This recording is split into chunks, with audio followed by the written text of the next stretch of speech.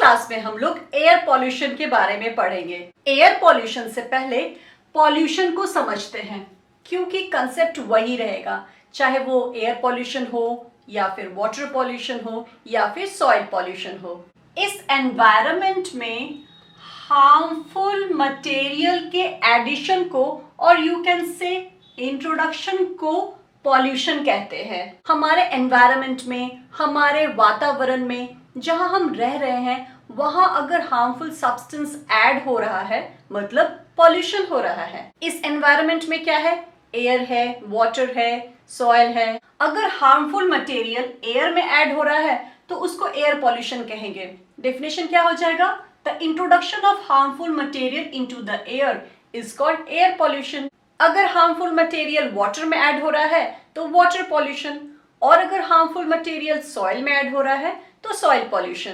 That means addition of harmful material is called pollution. Now इस harmful material को जिसकी वजह से पॉल्यूशन हो रहा है उसको हम पॉल्यूटेंट्स कहते हैं।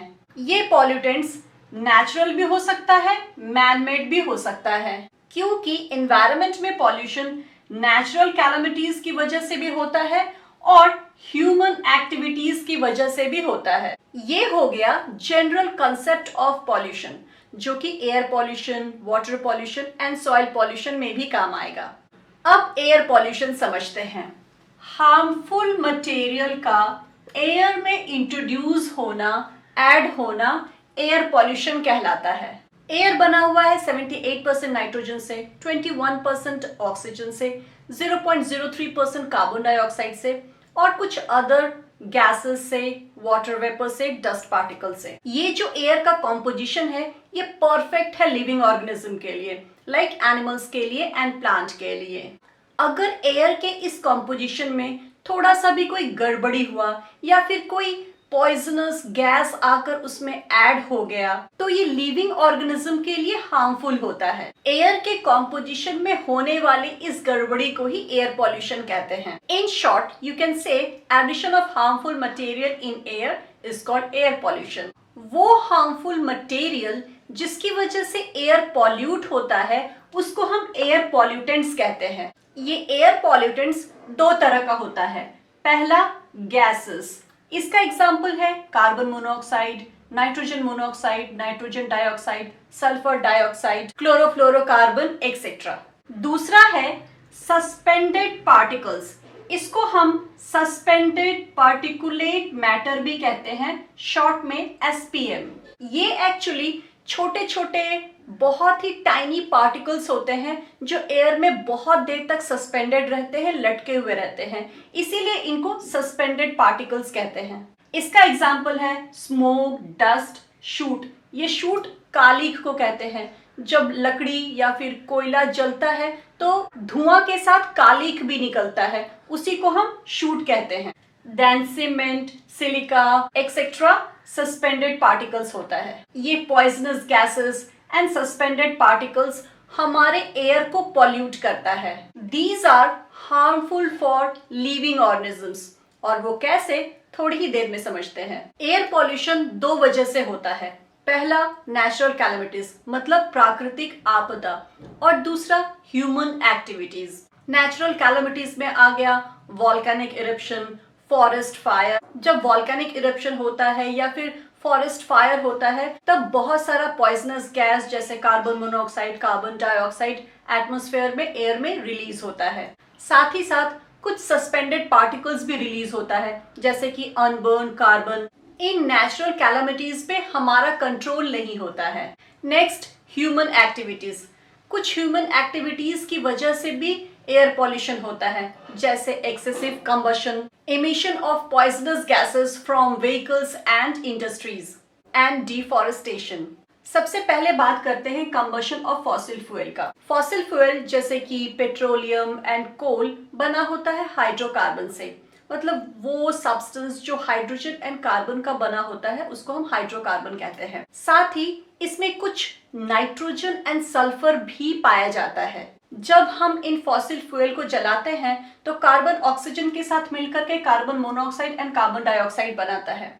चूंकि इसमें कुछ नाइट्रोजन एंड सल्फर भी होता है तो नाइट्रोजन नाइट्रोजन डाइऑक्साइड बनाता है एंड सल्फर सल्फर डाइऑक्साइड बनाता है। कंबशन में ये गैसेस तो रिलीज होते ही हैं, साथ साथ में कुछ अनबर्न्ड कार्बन भी रिलीज होता है जिसको कि हाइड्रोकार्बन कहते हैं, और ये सस्पेंडेड पार्टिकल्स की तरह एयर में रहता है। ये जो gases and suspended particle combustion में रिलीज होता है, ये डेंजरस होता है हमारे ब्रीदिंग के लिए, हमारे इनहेलेशन के लिए। अगर इनको हम इनहेल करेंगे तो हमारा दम घुटने लगेगा, कभी कभी तो कार्बन मोनोऑक्साइड के ज्यादा बढ़ जाने से डेथ भी हो जाता है। इनहेलेशन के लिए तो ये हार्मफुल है ही, साथ ही साथ जब nitrogen dioxide and sulphur dioxide rain water के साथ में मिक्स हो जाता है तो वो एसिड रेन बनाता है। दूसरा एयर पॉल्यूशन का कॉज है gases emission from factories and vehicles. जो gases and suspended particles combustion में रिलीज होता है, ऑलमोस्ट वही gases and particles factories and vehicle से भी रिलीज होता है। नेक्स्ट है डिफॉरेस्टेशन। हम ह्यूमन बींग्स अपने फायदे के लिए जंगलों को काट देते हैं, लेकिन ये जंगल ही कार्बन डाइऑक्साइड को यूज कर लेता है एंड ऑक्सीजन देता है, ऑक्सीजन जो कि एनिमल्स के रेस्पिरेशन के लिए जरूरी है। सो एयर पॉल्यूशन होता है एक्सेसिव कंबशन की वजह से, gases emission from factories and vehicle की वजह से एंड डिफॉरेस्टेशन की वजह से, साथ ही कुछ नेचुरल कैलामिटीज की वजह से। Now, some harmful effects of air pollution. Air pollution की वजह से ही एसिड रेन होता है। Sulphur dioxide and nitrogen dioxide जो कि कंबशन में रिलीज होता है और व्हीकल्स एंड फैक्ट्रीज के द्वारा रिलीज होता है, ये जब रेन वाटर के साथ मिलता है तो एसिड बनाता है और एसिड रेन हो जाता है। Acid rain is very harmful. During acid rain अगर आपकी गाड़ी बाहर है तो आपकी गाड़ी का कलर पूरा उड़ जाएगा। मथुरा रिफाइनरी की वजह से हमारा जो ताजमहल है वो एसिड रेन के खतरे में है। अगर हम पॉल्यूटेड एयर को इनहेल करते हैं तो हमें एलर्जी का खतरा होता है, कैंसर का खतरा होता है, हार्ट डिजीज का खतरा होता है एंड लंग्स इन्फेक्शन का भी खतरा होता है। पॉल्यूटेंट्स अगर एयर में ज्यादा हो जाए तो ये हमारी विजिबिलिटी को भी कम करता है। ठंड के समय रात में आप लोगों ने ये कभी कभी एक्सपीरियंस किया होगा, जब हम कार में या बस में ट्रैवल कर रहे होते हैं तो हमें बहुत दूर तक दिखाई नहीं देता, हमें कुछ ही दूर तक दिखाई देता है और कभी कभी तो बिल्कुल भी दिखाई नहीं देता है। जब वाटर वेपर ऊपर ना जाकर अर्थ सरफेस के पास ही ठंड की वजह से कंडेंस होकर के वाटर ड्रॉपलेट्स बना लेता है तो उसको हम फॉग कहते हैं, हिंदी में कोहरा कहते हैं।